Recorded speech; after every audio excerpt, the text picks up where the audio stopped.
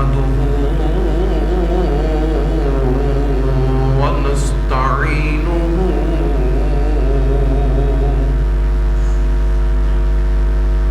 ونستغفره ونؤمن به ونتوكل عليه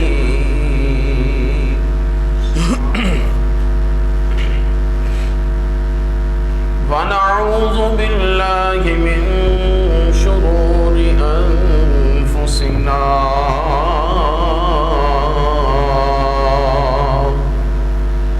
ومن سيئات أعمالنا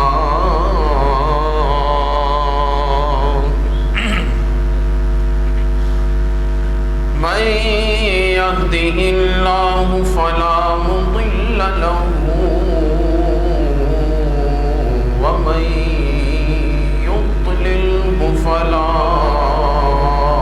هادي له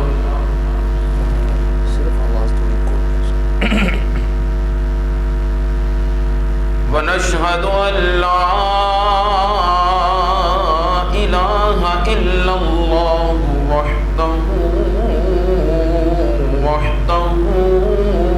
وحده لا شريك له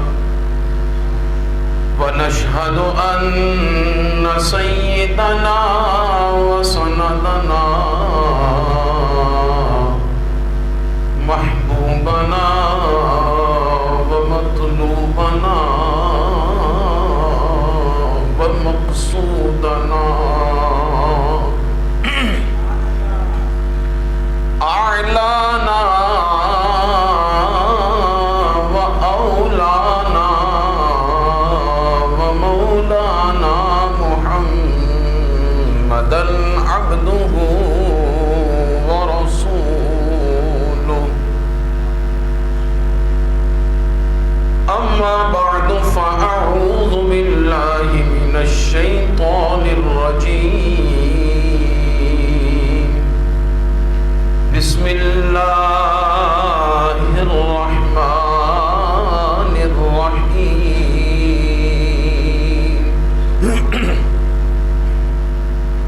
اهدنا الصراط المستقيم صراط الذين أنعمت عليهم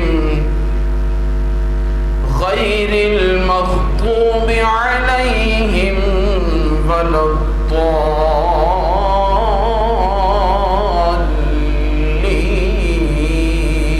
الضالين وقال الله تعالى في مقام آخر يا أيها الذين آمنوا اتقوا الله وكونوا مع الصادقين صدق الله مولانا العظيم وبلغنا رسوله النبي الكريم الأمين إن الله وملائكته يصلون على النبي يا أيها الذين آمنوا صلوا عليه وسلموا تسليما مل کر بآواز بلند الصلاة والسلام عليك يا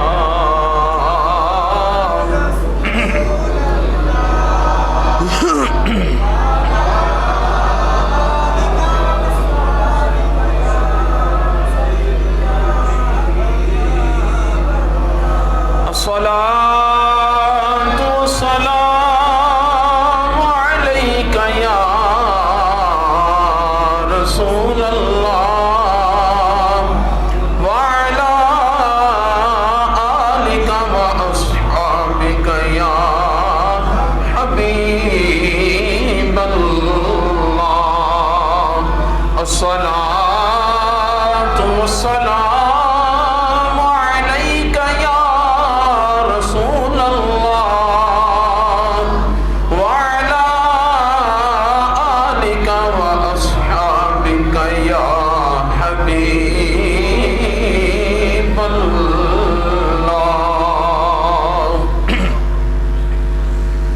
صلی علی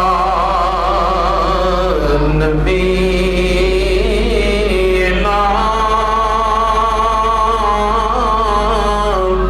صلی علی محمد صلی علی کریمنا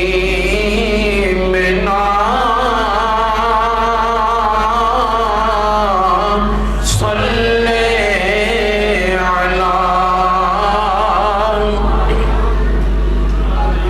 عرش پہ تازہ چھیڑ چھاڑ فرش پہ طرفتم تھا کان جدھر لگائیے تیری ہی داستان ہے صلی علی شفیعنا صلی علی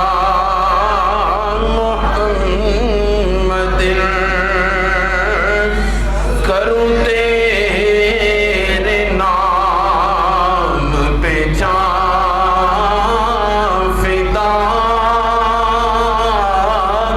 نہ بس ایک جان تو جہاں فدا دو جہاں سے بھی نہیں جی بھرا کروں کیا کروڑوں جہاں نہیں صلی علی نبی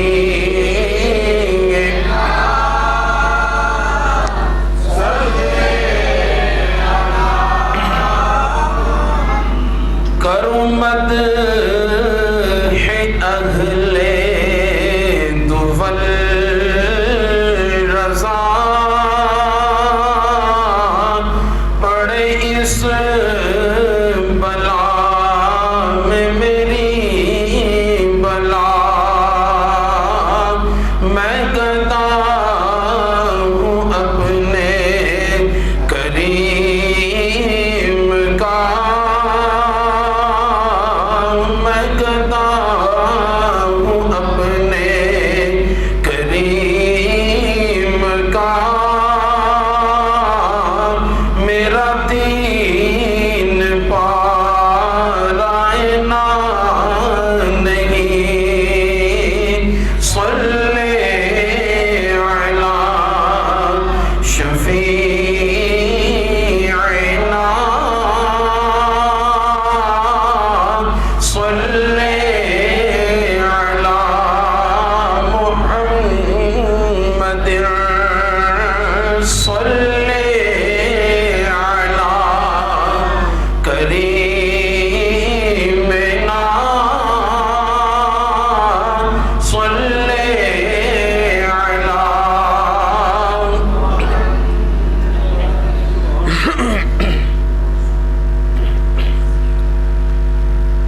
اللہ تبارک و تعالی جل مجدہ الکریم کی حمد و ثنا حضور نبی کریم رؤوف الرحیم تاجدار مدینہ سر قلب و سینہ سرور انبیاء حبیب خدا اشرف انبیاء شب اسرا کے طولہ کائنات کے مالک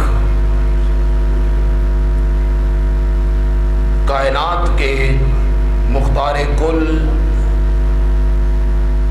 شفیع روز شمار احمد مختار حضور سید خیر الجن والانس والبشر आनाम।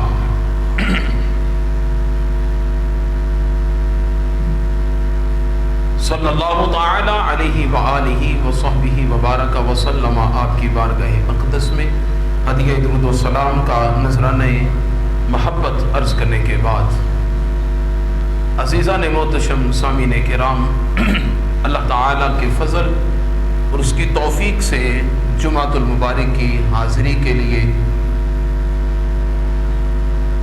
इस मस्जिद के अंदर आप और मैं, हम सब यहाँ हाजिर और मौजूद हैं। अल्लाह ताला अपने फ़ज़ल से अपने महबूब नबी सल्लल्लाहु ताला अलैहि वसल्लम के वसीला जमीला से हमारी इस हाज़िरी को अपनी बारगाह आलिया में कबूल व मंजूर फरमाए। हमेशा हक बात करने, हक का साथ देने और कुछ भी हो जाए हक के साथ खड़े होने की खुदा मुझे तौफीक नसीब फरमाए। अज़ीज़ान गिरामी कदर, मौजूदा दौर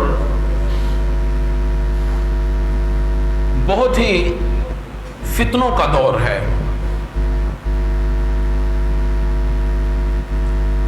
और हर शख्स अपने मुकाम पर मुफक्कर बनने की कोशिश में है।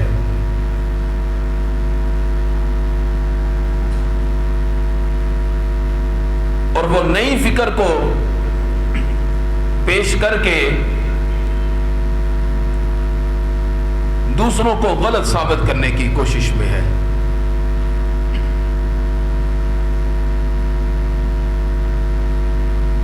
बसा औकात एक ही घर में रहने वाले मुख्तलिफ मसालक से ताल्लुक रखते हैं।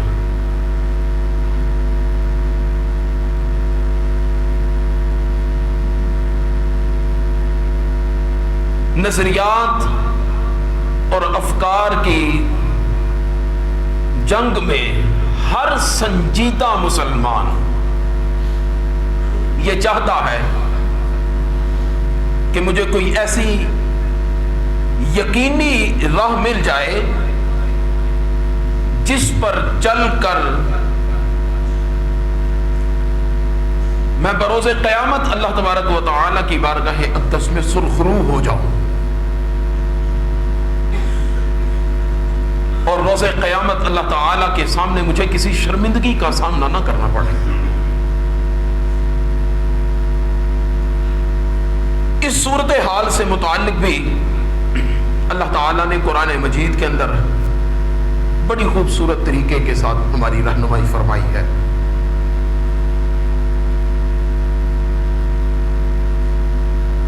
खुदावंद कुद्दूस जल्ल मजदहुल करीम ने हमारी फिक्र, हमारी तहजीब और हमारे नजरिया, हमारी सोच की तरफ हमें राग़िब नहीं किया कि आज का मुफक्किर ये कहता है आई थिंक, कि मैं ये समझता हूं, मैं ये सोचता हूं, मेरा तजर्बा और मेरा नजरिया ये है। अल्लाह ताला ने हमें किसी की सोच पर नहीं रखा।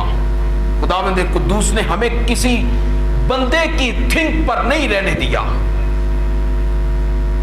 अल्लाह ताला ने खुद हमें कुरान से हमारी रहनुमाई फरमाई। और कुरान से रहनुमाई किस जगह पे फरमाई? किसी ऐसी दूर जगह पे जाकर रहनुमाई नहीं फरमाई कि एक आम सादा लो बंदा कहे कि भाई मुझे तो मिल ही नहीं रहा कुरान में किस जगह पर है। मैं तो पढ़ना चाहता हूं, मैं तो देखना चाहता हूं, मैं तो अपने आप को उसके मुताबिक करना चाहता हूं, मगर कहां पे है? अल्लाह ताला ने कहीं बड़ी दूर जाके नहीं, कुरान मजीद का पहला सफा खोले तो सूरह फातिहा शरीफ आती है। पहला بولنے کے بعد سورہ فاتحہ شریف آتی ہے، اور ہر مسلمان کو یہ سورہ فاتحہ شریف زبانی یاد ہے. نماز کے اندر جتنی مرتبہ قیام کرے گا اتنی مرتبہ یہ سورہ فاتحہ شریف اللہ تعالیٰ کی بارگاہ میں تلاوت کرے گا. اور تلاوت جب کرے گا تو اللہ تعالیٰ نے اس کی زندگی کا، پوری زندگی کا سٹرکچر، پورا اسلوب زندگی اسے سورہ فاتحہ کے اندر ہی عطا کر دیا. کوئی کس مسلک سے، کوئی کس مذہب سے، کوئی کس جھگڑے میں، کوئی کس تناؤ میں، کوئی کس شکار میں، کوئی کس الجھن میں، کوئی کیسا کوئی ویسا، یہ سارے رنگ نسل چھوڑ کر کیوں نہ اپنے رب عز و جل کی بات مانے اور ایک خدا کی توحید کی لڑی کے اندر پروئے جائیں اور ایک منزل کی طرف سارے گامزن ہو جائیں کہ جو راستہ ہمیں واقعہ تن اللہ تبارک و تعالیٰ کی ذات کے ساتھ جا کر ملا دے. ہے کہ نہیں ایسا؟ توجہ ہے؟ اللہ تعالیٰ نے فرمایا اہدنا الصراط المستقیم. بندہ ہر نماز کے اندر اللہ تعالیٰ سے عرض کرتا ہے مولا مجھے سیدھا راستہ دکھا، مجھے سیدھا راستہ دکھا. کیوں؟ یہ بندے کی ایک فکر ہے، بندے کی ایک سوچ ہے. خداوند قدوس نے اس کلام کو بڑا جامع رکھا ہے. اللہ تعالیٰ نے جب اس بندے کو دیکھا، یہ ایک بازار سے گزرتا ہے، مختلف قسم کے سپیکروں سے مختلف قسم کی آوازیں آ رہی ہوتی ہیں. کوئی کس طرح نماز پڑھ رہا ہے، کوئی کس طرح پڑھ رہا ہے، کوئی کیسی صدائیں لگا رہا ہے، کوئی کیسی صدائی لگا رہا ہے. کسی نے کالے رنگ کا پہنا ہے جبہ اور کسی نے سفید رنگ کا پہنا ہے، کوئی کس طرح کا، کوئی کس طرح کا، اور صدا ہر کسی کے یہی ہے میں حق پہ ہوں. راستے پتہ نہیں کتنے بن گئے ہیں اور اتنے مختلف راستوں کے اندر سے ہر کسی کی صدا پر اگر کام دھرے تو دیکھیں کہ ہر راستے کے اوپر اس راستے کا جو رہبر بیٹھا ہے وہ یہی کہہ رہا ہے میں حق پہ ہوں، میں حق پہ ہوں. آپ اس سے اتفاق کرتے ہیں؟ ایسا ہے؟ ہم کسی کی بات کی طرف نہ جائیں، ہم کسی کی طرف نہ جائیں، کسی صدا دینے والے کی صدا کو نہ دیکھیں. ہم کیوں نہ اپنے رب عز و جل کا کلام پڑھیں اور خدا کی صدا دیکھیں خدا کیا فرماتا ہے، خداوند قدوس نے ہمیں کس طرف لگایا ہے. میرے دوستو بالیقین وہ راستہ سیدھا ہے جس پر خداوند قدوس نے اپنے بندے کو گامزن کیا ہے، اور بلا شک و بلا ریب وہ راستہ سیدھا ہے جس پر اللہ کے پیارے حبیب علیہ الصلوۃ والسلام نے اپنے اس غلام کو جس راستے کی رہنمائی فرمائی ہے وہ راستہ سیدھا ہے. قرآن مجید میں اللہ تعالیٰ نے فرمایا بندہ جب ان مختلف آوازوں کو دیکھتا ہے تو پریشان ہو کر خدا کی بارگاہ میں کہتا ہے، عرض کرتا ہے اہدنا الصراط المستقیم، مولا بتا سیدھا کون سا ہے. یہ تو ہر کوئی کہہ رہا ہے میں سیدھا ہوں، میں سیدھا ہوں، میرا سیدھا ہے راستہ، بتا تو ارشاد فرما کہ سیدھا کس کا ہے، میں کس طرف پر چلوں، کس راستے پر. خدا نے فرمایا صراط الذین انعمت علیہم. اللہ تعالیٰ نے ارشاد فرمایا تجھے ایک کلیہ دے دیتا ہوں، تجھے ایک فارمولہ دے دیتا ہوں، اس فارمولے کے تحت تو چلتا رہے، انشاءاللہ تعالیٰ جب تیری منزل کا اختتام ہوگا تجھے اپنے رب قدوس کی بارگاہ تک پہنچ جانے کا شرف مل جائے گا. اللہ تعالیٰ نے فرمایا صراط الذین انعمت علیہم، ان لوگوں کا راستہ سیدھا راستہ ہے جن لوگوں پر میں نے انعام کیا ہے. پھر سے سماعت فرمائیں، جملے تو چند ہی ہیں مگر ان کی گہرائی بہت وسیع ہے، ان کا مضمون بڑا وسیع ہے. جملے تو چند ہی ہیں مگر ان جملوں کو میں آپ کی سوچ پر چھوڑ رہا ہوں کہ آپ کی جتنی سوچ کام کرے گی آپ اتنا اسے سمجھ جائیں گے. اللہ تعالیٰ نے فرمایا صراط الذین انعمت علیہم. دیکھیں خدا نے یہ نہیں فرمایا کہ قرآن کا راستہ سیدھا راستہ ہے، خدا نے یہ نہیں فرمایا نماز کا راستہ سیدھا راستہ ہے، خدا نے یہ نہیں فرمایا مکے کے رہنے والوں کا راستہ سیدھا راستہ ہے، خدا نے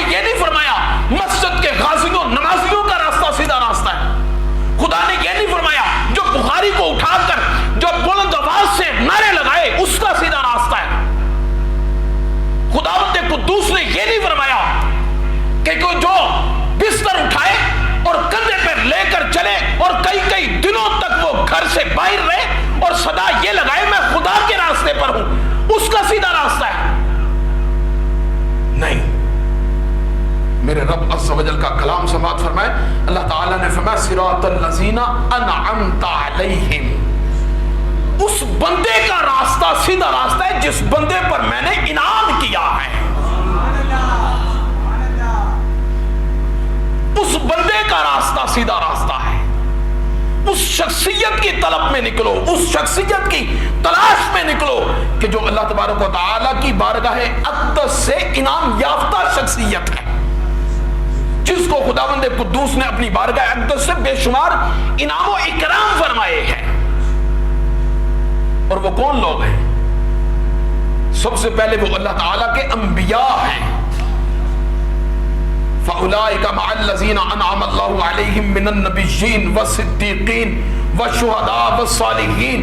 اللہ تعالیٰ نے دوسری آیت میں اسی آیت کی تفسیر کرتے ہوئے فرمایا سب سے پہلے وہ لوگ کہ جن پر میں نے انعام کیا وہ انبیاء کرام علیہم السلام ہے. من النبیین والصدیقین، انبیاء رخصت ہو گئے، اس دنیا سے پردہ فرما گئے، ان کے بعد ان کے صحابہ کرام کا راستہ سیدھا راستہ ہے. والشہداء، اور میری راہ میں جو شہداء ہیں، شہید ہونے والے ہیں، مخلص شہداء ہیں، ان کا راستہ سیدھا راستہ ہے. اور فرمایا کہ والصالحین، اور قیامت تک کے آنے والے ولیوں کا راستہ سیدھا راستہ ہے. قیامت تک کے آنے والے ولیوں کا راستہ سیدھا راستہ ہے. اللہ تعالیٰ کے صالحین بندوں کا راستہ سیدھا راستہ ہے. سمپل سا کلیہ اللہ تعالیٰ نے دے دیا ہے. قرآن مجید کی تفسیر قرآن سے کر رہا ہوں، میں نے کسی حدیث کو ٹچ نہیں کیا، میں نے کسی محدث کے قول کو ٹچ نہیں کیا، میں نے کسی ولی کے قول کو ٹچ نہیں کیا، اگرچہ ہمارے لیے ان تمام ہستیوں کے اقوال قابل اعتماد اور معتبر ترین ہیں.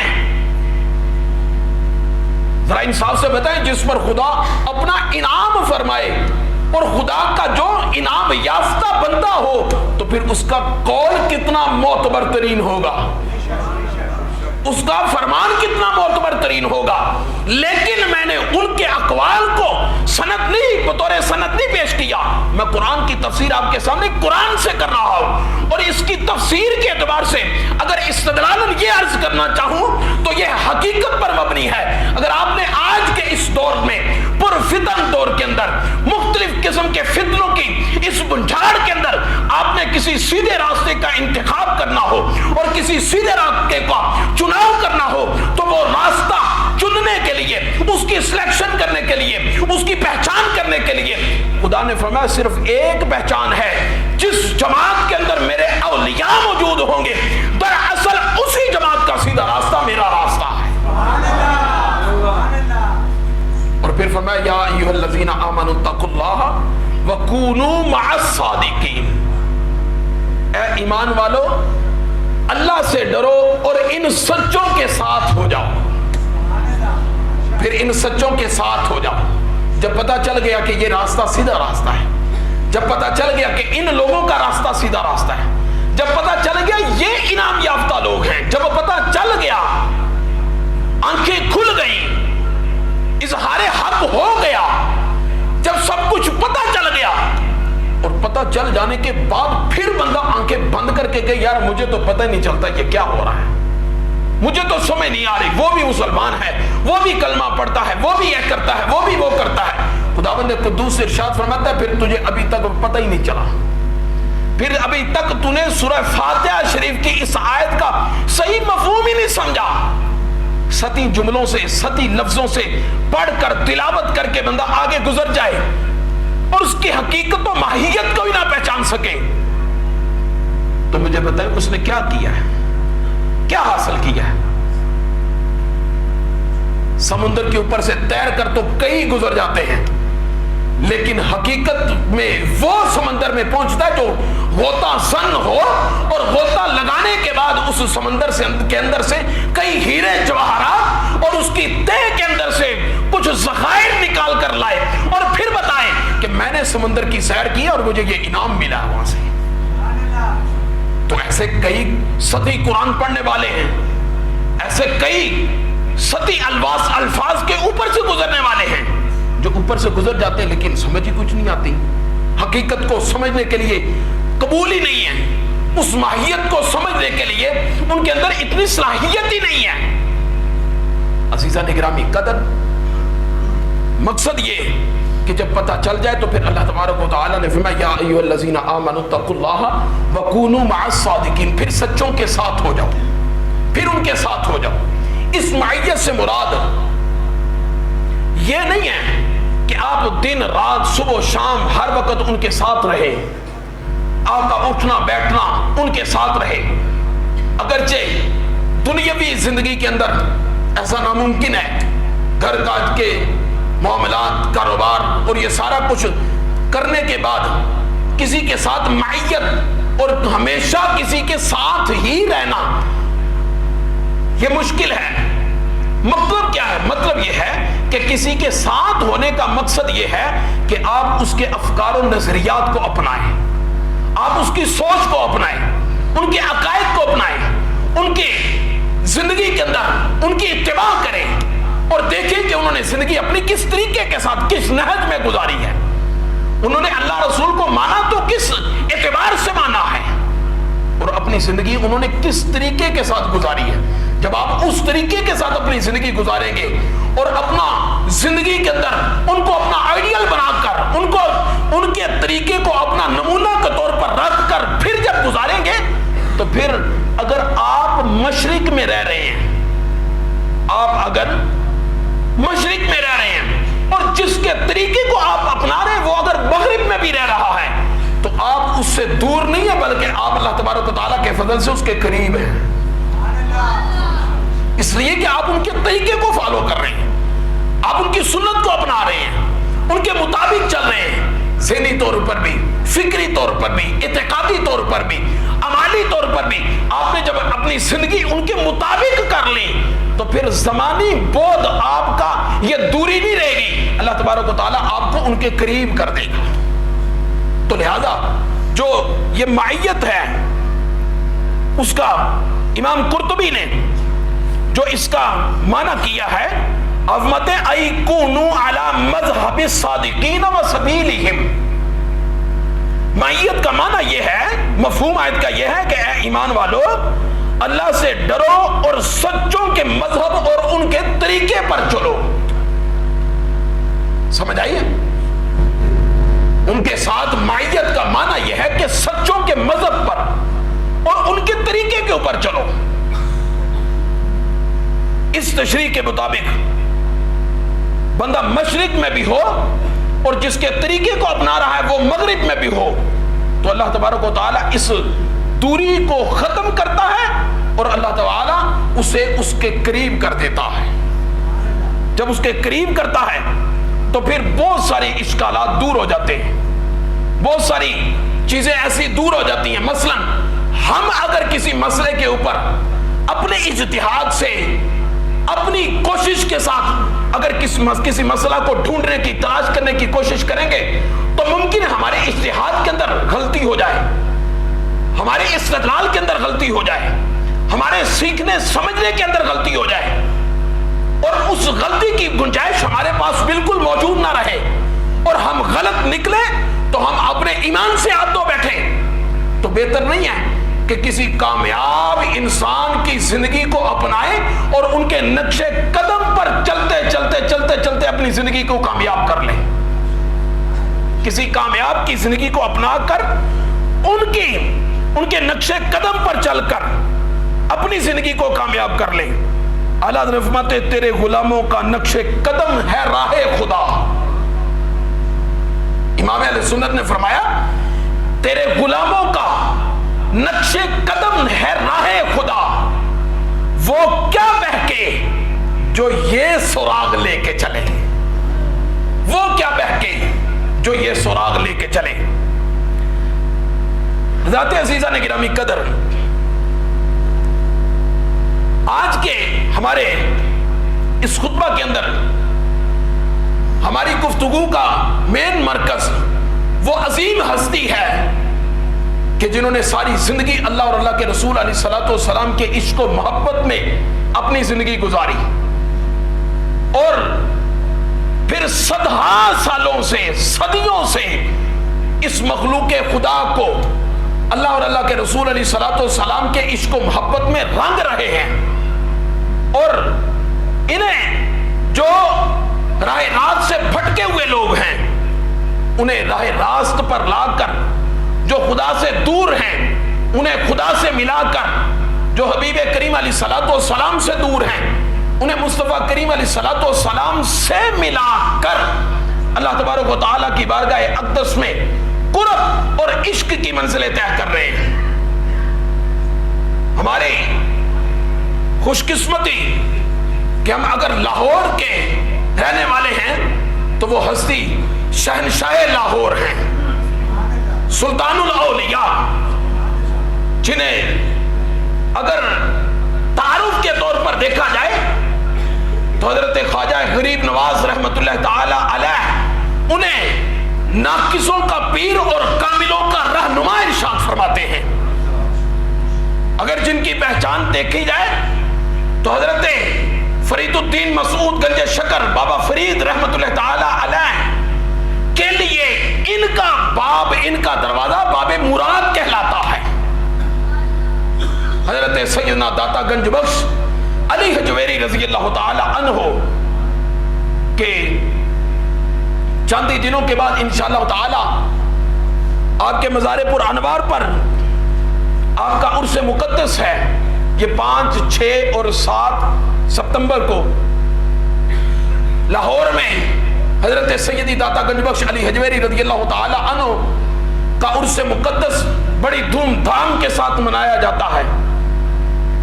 بر صغیر، پاک و ہند، بلکہ ایشیا کی سب سے معزز ترین، بزرگ ترین ہستی حضرت سیدی داتا گنج بخش علی حجویری رضی اللہ تعالی عنہ ہیں۔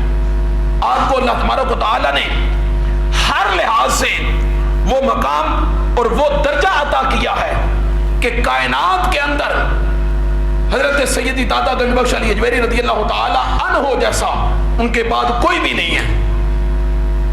حضور سیدنا غوث اعظم جیلانی رضی اللہ تعالی عنہ نے فرمایا تھا کہ حضور داتا صاحب رحمت اللہ تعالی علیہ اگر میری زندگی میں ہوتے تو میرے مرشد ہوتے، اگر میری زندگی میں ہوتے تو میرے مرشد ہوتے۔ حضرت سیدی داتا گنج بخش علی حجویری رضی اللہ تعالی عنہ کی پیدائش سن 400 ہجری ہے اور آپ کا وصال گرامی 465 ہجری ہے، اور حضور سیدنا غوث اعظم رضی اللہ تعالی عنہ کی پیدائش 469 ہجری ہے۔ صرف 4 سال کا فرق ہے کہ آپ فرماتے ہیں کہ اگر میری زندگی کے اندر سیدی داتا گنج بخش علی حجویری رضی اللہ تعالی عنہ ہوتے تو میں انہیں اپنا رہنما، اپنا پیشوا، اپنا مرشد بناتا۔ سیدی داتا گنج بخش علی حجویری رضی اللہ تعالی عنہ، آپ کی شخصیت منارہ نور کی حیثیت رکھتی ہے۔ ہم آپ کے عرس پاک کو فقط اس لیے مناتے ہیں کہ آپ کی روح پاک کو اصال ثواب کرے، اور اصال ثواب کرنے کے ساتھ جو اللہ تبارک و تعالیٰ کے انوار اور تجلیات آپ کے مرکز تجلیات پر نازل ہو، ان میں سے اس بارش کے قطروں میں سے کوئی ایک چھینٹا ہمارے سینے پر آ لگے، جس کی بدولت اللہ تبارک و تعالیٰ ہمارے سینوں کو روشن فرما دے۔ تو یہ خوش قسمتی کی بات ہوتی ہے۔ خوش قسمت وہ لوگ ہوتے ہیں کہ جنہیں اللہ تبارک و تعالیٰ اپنے پاک لوگوں کے قریب آنے کی جب وہ ہمت عطا کرتا ہے، استعداد عطا کرتا ہے۔ بندہ اگر خود کہے کہ میں نیکی کر لوں، یا میں نیکی کے راستے پر چل پڑوں، یا میں کچھ ایسے کام کر لوں جس سے میری نجات اور میری کامیابی ہو جائے، تو یہ بندے کے بس کی بات نہیں ہے، بلکہ اللہ تبارک و تعالیٰ اسے توفیق عطا کرے تو پھر وہ کام کرتا ہے۔ آج دیکھیں سیدنا داتا گنج بخش علی حجویری رضی اللہ تعالی عنہ کو اللہ تعالیٰ نے کتنا مقام اور کتنا درجہ عطا کیا ہے کہ آپ کی مرکز پر انوار پر تقریباً 980 سال گزر گئے ہیں۔ 980 سال گزر گئے ہیں۔ اس مرتبہ جو آپ کا عرس پاک ہے 980واں عرس ہے۔ اتنا عرصہ گزر جانے کے بعد بھی کہاں سے چلے اور کہاں پہنچے، یہاں کے رہنے والے بھی نہیں تھے۔ اب حجویر سے چلے، افغانستان کے ایریے سے حجویر سے چلے اور لاہور میں آ کر جب آپ نے ڈیرا لگایا تو لاہور میں ڈیرا لگا کر یہیں پہ رہ گئے، اور آج 980 سال، ایک صدی کے قریب جو ہے وہ یہ کتنی صدیاں گزرنے کے بعد بھی حضور سیدی گنج بخش فیض عالم رضی اللہ تعالی عنہ آج بھی ان کی مرکز پر نور پر جب پہنچے تو ایسے لگتا ہے کہ آج بھی سیدی داتا گنج بخش علی حجویری رضی اللہ تعالی عنہ بظاہر خود موجود ہیں۔ اور لوگ کتنے ایسے جو منع کرنے والے ہیں، جو روکنے والے ہیں، لوگوں پر شرک و بدعت کے فتوے لگانے والے ہیں، لفظ داتا کے نام سے جنہیں چڑ ہے، آپ یہ کیوں کہتے ہیں، ایسا کیوں کرتے ہیں، کیوں جاتے ہیں کہ نہیں؟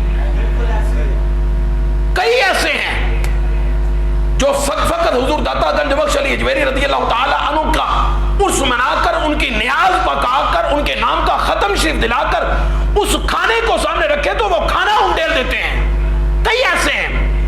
لیکن عزیزان گرامی قدر، یہ نصیب اور بخت کی بات ہے۔ اللہ تبارک و تعالیٰ جس کے نصیب کے اندر اپنے اولیاء کی محبت لکھ دیتا ہے، وہ لاکھ اسے کوئی منع کرے، لاکھ اسے کوئی کچھ بھی کہتا رہے، وہ اپنے اولیاء سے اور اللہ تبارک و تعالیٰ کے ان محبوبین سے محبت لازمی کرتا ہے۔ یہ میرے سامنے بخاری شریف ہے، اس میں حضور نبی کریم علیہ الصلوۃ والسلام کی صرف حدیث مبارکہ اب سماعت فرمائیں، اس کے بعد پڑھتے ہیں۔ اللہ تعالیٰ نے ارشاد فرمایا، حضور کریم علیہ الصلوۃ والسلام نے ارشاد فرمایا، عن ابی ہریرہ رضی اللہ تعالی عنہ عن النبی صلی اللہ علیہ وسلم قال اذا احب اللہ عبدا نادى جبریل۔ اللہ تعالیٰ جب کسی بندے کے ساتھ محبت فرماتا ہے تو جبریل علیہ الصلوۃ والسلام کو بلاتا ہے، جبریل امین علیہ الصلوۃ والسلام کو بلاتا ہے۔ پھر کیا فرماتا ہے؟ فینادی ان اللہ یحب فلانا فاحبہ۔ جبریل کو بلا کر اللہ تعالیٰ فرماتا ہے، اے جبریل میں فلاں بندے کے ساتھ محبت کرتا ہوں، تو بھی اس سے محبت کر۔ سمجھ نہیں آئی؟ اللہ تبارک و تعالیٰ جبریل امین علیہ السلام کو بلاتا ہے، وقت کی کوئی قید نہیں ہے۔ یہ کب بلاتا ہے؟ یہ تب بلاتا ہے جب کسی بندے سے خدا محبت کرتا ہے، زمانے کی کوئی قید نہیں ہے۔ آج بھی اگر کوئی اللہ کا محبوب بنے تو خدا جبریل کو آج بھی بلا کر فرمائے گا کہ فلاں میرا محبوب ہے، ہم کسی اور کا نام نہیں لیتے۔ سیدی داتا گنج بخش علی حجویری رضی اللہ تعالی عنہ کا عرس مقدس ہے، آپ ان کی ذات کو سامنے رکھ کر ذرا صرف اتنا بتائیں کہ اللہ تبارک و تعالیٰ نے میرے داتا گنج بخش علی حجویری رضی اللہ تعالی عنہ سے محبت کی ہے کہ نہیں کی؟ جب ان سے محبت کی تو پھر خدا نے جبریل کو بلایا ہوگا اور جبریل کو بلا کے فرمایا ہوگا، ان اللہ یحب فلانا، اے جبریل میں گنج بخش فیض عالم سے محبت کرتا ہوں، جبریل تو بھی اس سے محبت کیا کر۔ اے جبریل بولیں تو بھی اس سے محبت کیا کر، فاحبہ۔ حضرت جبریل امین علیہ الصلوۃ والسلام ان سے محبت کرنے لگے۔ بات یہاں تک نہیں ٹھہری، اللہ تعالیٰ نے فرمایا فَيُنَادِي فِي أَهْلِ السَّمَاءِ إِنَّ اللَّهَ يُحِبُّ فُلَانًا فَأَحِبُّوهُ۔ اے زمین، اے آسمان پر بسنے والے تمام فرشتوں، آج تمہارے اندر ایک اعلان کیا جائے گا، ایک صدا دی جائے گی، ایک منادی ندا کرے گا، کیا؟ ان اللہ یحب فلانا، اللہ تعالیٰ ایک بندے کے ساتھ محبت کرتا ہے، اللہ تعالیٰ ایک بندے کے ساتھ محبت کرتا ہے، ان اللہ یحب فلانا فاحبوہ۔ اے آسمان والو، اے فرشتوں، تم بھی ان سے محبت کیا کرو۔ پھر وہ سارے کے سارے آسمان والے اللہ تعالیٰ کے اس ولی کے ساتھ محبت کرتے ہیں۔ جبریل امین علیہ الصلوۃ والسلام عرض کرتے ہیں، بار الہ میں نے تیرے اس محبت کا آسمان پر اعلان کر دیا ہے۔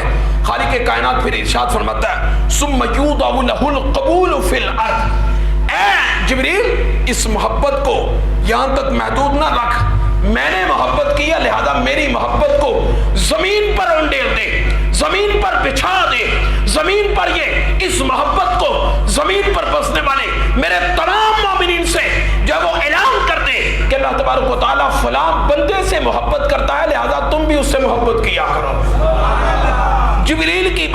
جس کے کان میں پڑی اور جس نے جبریل کی اس بات کو سن کر قبول کیا، رب کعبہ کی قسم آج بھی وہ داتا گنج بخش علی حجویری کی چوکھٹ پر نظر آتے ہیں، جنہوں نے جبریل کی اس بات کو قبول کیا۔